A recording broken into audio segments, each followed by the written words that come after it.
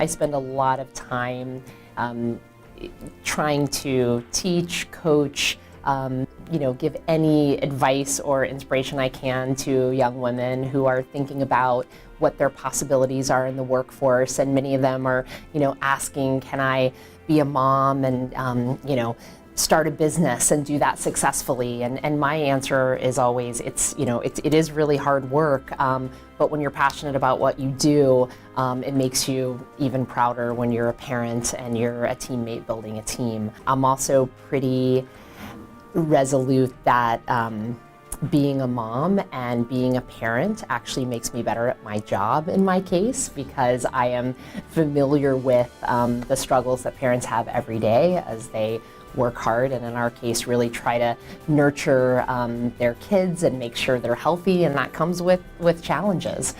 So I think it has helped me to be a little bit more empathetic to the families and communities that we serve. One of the pieces of advice I always give folks when they ask me that question is, don't put off what is important to you when you're in the company building journey, because you're going to be working really hard no matter what. It's sort of part of an entrepreneur's DNA.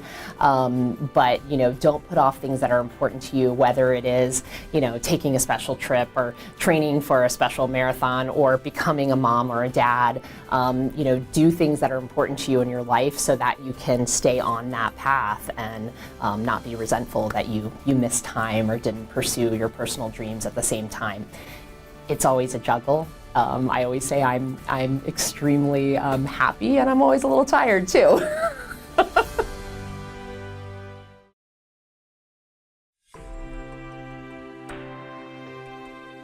More and more studies are showing 70%, 80% of Americans have never met a Muslim. And when you have never met somebody, of course you're fearful, because everything out there really is breeding fear. So that's when I decided to start holding these Meet a Muslim conversations at a coffee shop.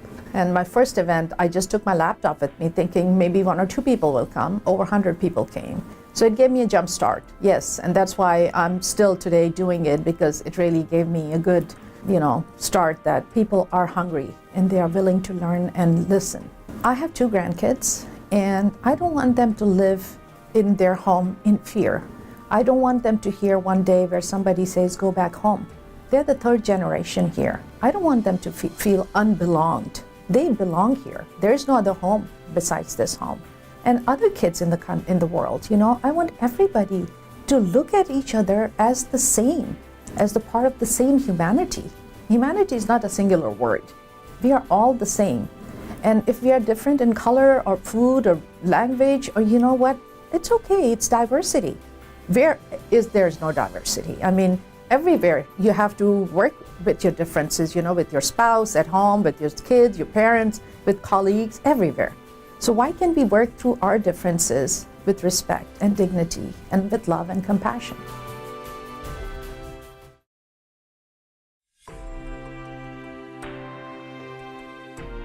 It's hard to explain when you come from a place where I come from in West Oakland, where things were dark at times. I could have given up. Every day I attempt to show someone else that they can strive to be the best that they can be. This means a lot because the person who nominated me for this award was a student. And every day of my life when I come to that campus, I try to touch the lives of my students. And that's why it means so much to me, because now hopefully I can inspire another woman to do the same.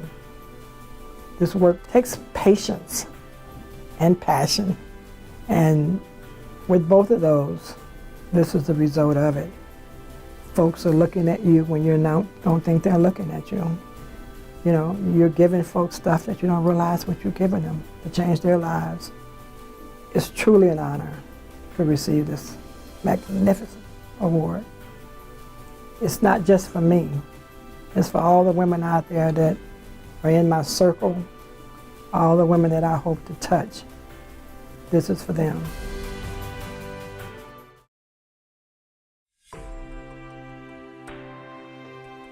overall, statistically, we've been at about 4% for a really long time, which is lower than the military and the police department.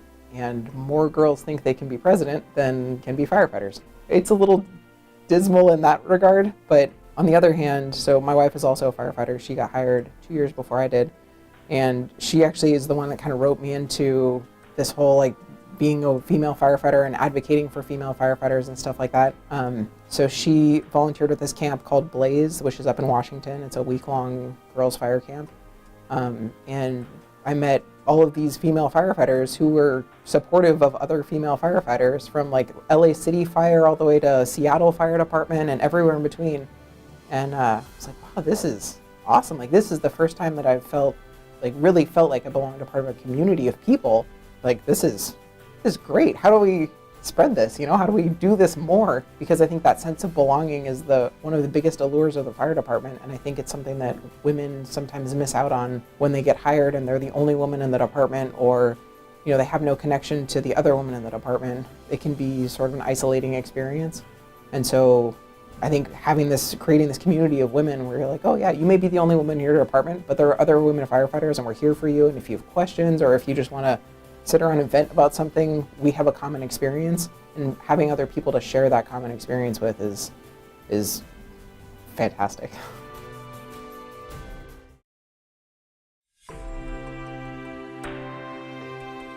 I frequently say I'm a social worker turned engineer turned back something in between, and I met the other co-founder of Grid Alternatives, Tim Sears, when we were working in the for-profit sector. I was working as an energy engineer, and we somehow got on the same travel schedule, and I was like, Tim and Erica, can you go to New York? Can you go to Beale Air Force Base? And we did things like, one year we audited every Verizon building on the Eastern Seaboard and recommended how they could save millions of dollars in energy. And then I would fly back home to my house in Oakland, and my neighbor across the street couldn't pay her bills, and there were like 3 guys standing on the corner looking for work, but how could they get work in a growing industry without experience, and how could they get that experience without work? And so we sort of hatched this idea that, like, well, how come Verizon gets to go solar and Valma across the street doesn't? And what if, you know, we got a bunch of people together and all got our hands dirty together? Could we sort of build a power plant one rooftop at a time? Climate change is one of the biggest things that we're facing as a people and as a world. And economic injustice and racial injustice and the growing gap between rich and poor is an overlay to all of that. So the way in which we produce our energy is racist. The way in which we have jobs, the way in which we get jobs is layered with all of the systems that we're built on. And so being able to do something that sits at the intersection of economic injustice and jobs and climate and housing, for me, that feels much more holistic, and that's why I'm passionate about the work.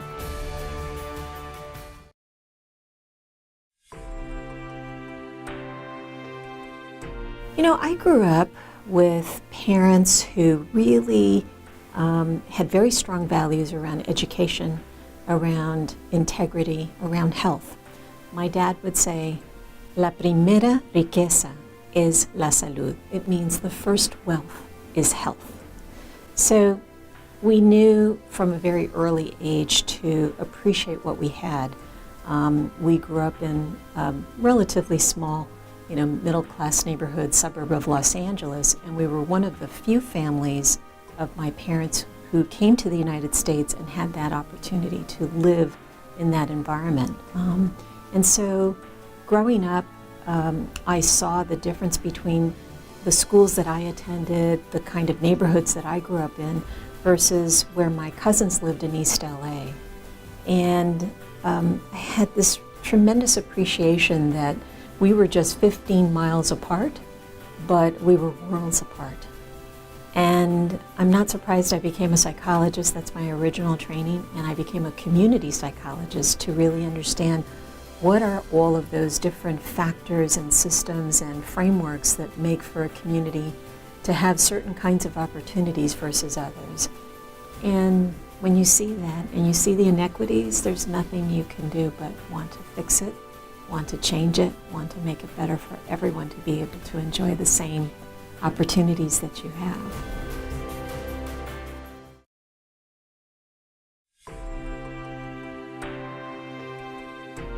I think as an immigrant myself, knowing what I went through and the separation that I had with my mother, and how much my siblings and I suffered as a result of that, it hits home.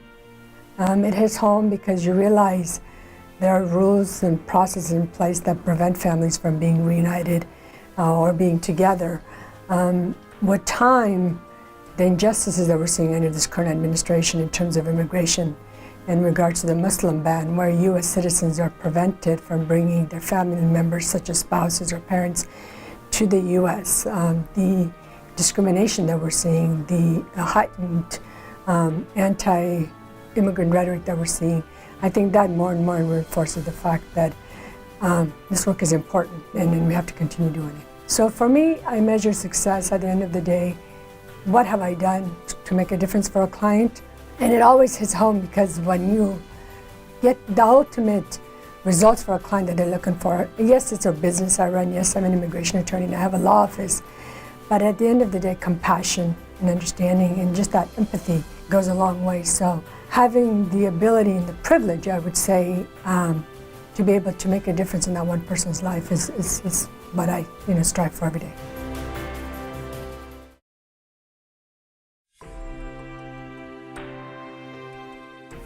My favorite genre of story is a band of misfits comes together to solve a problem.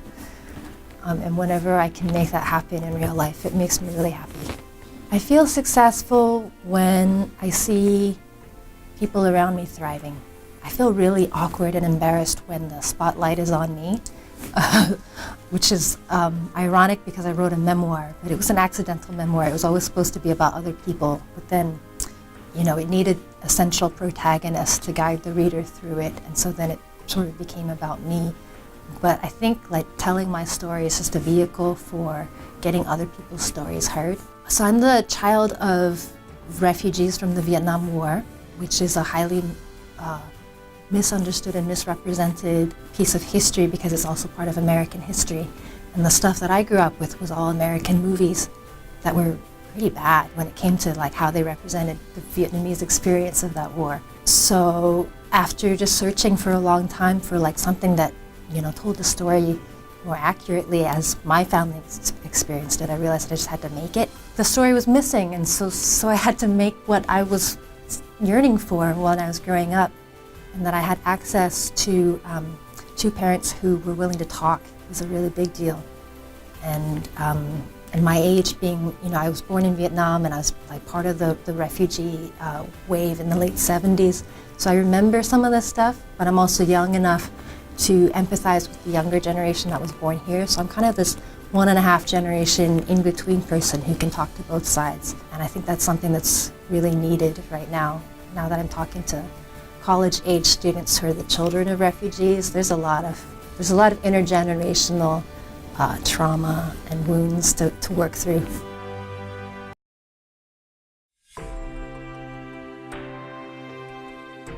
I guess my greatest accomplishment, or what am I most proud of, it's that I've been able to get to this stage in my life and feel like I haven't lost my sense of purpose.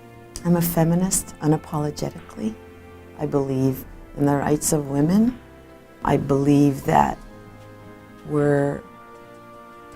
we have so much to offer and so much to give and so much to lead. And that it is up to us in terms of being able to look at other women, girls, all the issues around gender and sexuality, and be able to really speak our truth in terms of the life experiences that we've had, and to not be afraid of taking on fights so that other women and girls don't have to go through some of the obstacles and challenges that we have. And so I take great pride in being a woman of color, an Asian American woman, a Japanese American woman, all of those things. But at my core, I take great pride in being a part of this world, in this life, in this form as a woman. I think my deepest sense of this life is that I am a part of a family, of a community, of a society, of a country that's not doing so well right now. But that means we gotta fight harder.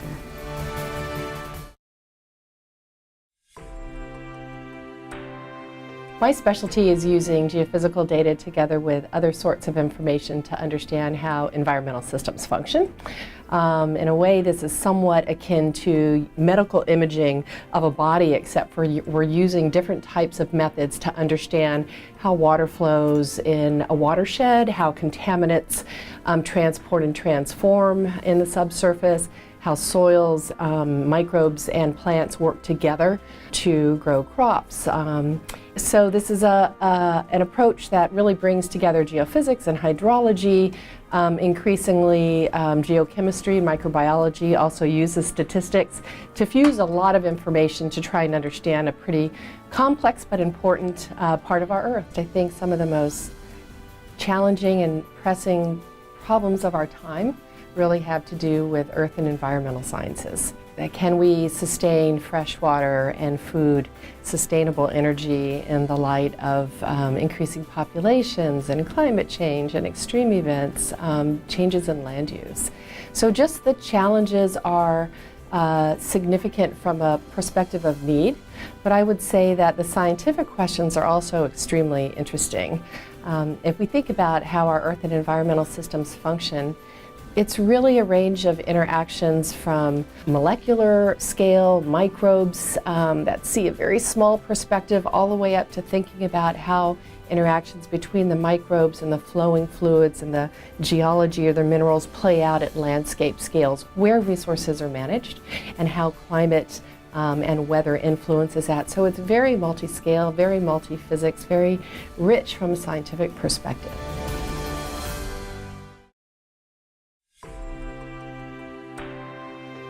I think I was so successful because I had great parents that believed in me. They let me take their daughters from nothing to something. And the girls gave to me. The girls gave all they had, and they worked hard for me. I'm so passionate about the game, and I had great assistant coaches all along my way, and the girls just believed. And I was like, be a believer in Lady Cold Fever, I tell them. And they did, they believed. I mean, we would show up and be the underdogs. We'd be seated 8. We never really got the respect from North Coast section like we should have. And we'd be seated really low, and we'd just come from the bottom and come to the top and take a championship. Yeah. You know, a male coach, I overheard him saying to another male coach, he says, God, Johnson keeps getting lucky. And you know, I'm not good when I win, I'm lucky because I'm winning. You know, instead of saying, man, Johnson, you know, she gets after it, or, you know, she works hard with those players. And it's like, you know, I turned to him, I go, dude, you know what, let me tell you something. I'm here as many hours as you are. I'm hustling and having the girls fundraise money just like you are. I'm doing all these things just like you are. Why do I keep getting lucky because I win? Why can't I be good? I just want to thank my superintendent, Guy Emanuel, for bringing me in and believing in me. Because you brought us young coaches in, and you believed in this young coach here, and I want to thank you, Guy. You're not with us anymore, but thank you. And all the principals that came through Logan, for all the times I'd come in your office and fight and be yelling at you and slamming down on your desk and, you know, telling you, you know, we need this, we need that, and you understood that it was my passion, and not because I was mad or mean or anything, and I was just passionate about what I did. And my parents for raising me like you did, and always letting me be who I was and not worry that I was a girl and I could drive my go-kart and ride a motorcycle and do the things that anybody else can do. So thank you.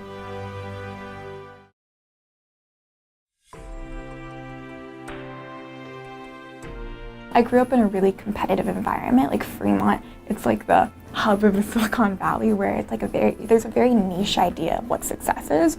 And from there, like, I go to a school where we're known for having like perfect grades and all of that stuff. But like the flip side to that, because everything comes at a cost, is that, you know, oftentimes students, they're incredibly stressed out, their mental health is declining. I've seen a lot of my friends just break down, and just from the stress and being overwhelmed and having such high expectations, especially at such a young age, it's like ridiculous at times to expect so much of us.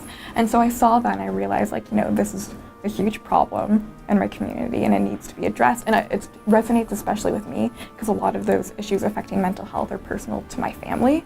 So like the two events that go hand in hand, my environment and just my very personal family background, going hand in hand to really like drive me to do this work. So I'm either going to major in public health or social work. So that's the career that I want to go down. And I would really love to do something in either medical social work, just because I really like hospital settings and I want to do something that helps people.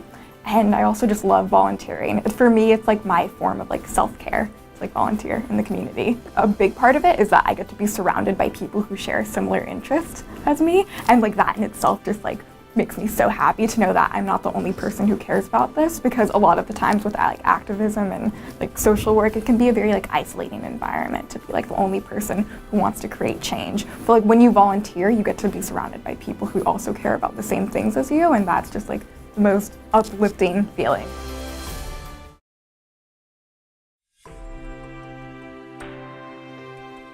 I went to Haiti with Marshawn Lynch, Cliff Averill, and Michael Bennett from the Seahawks.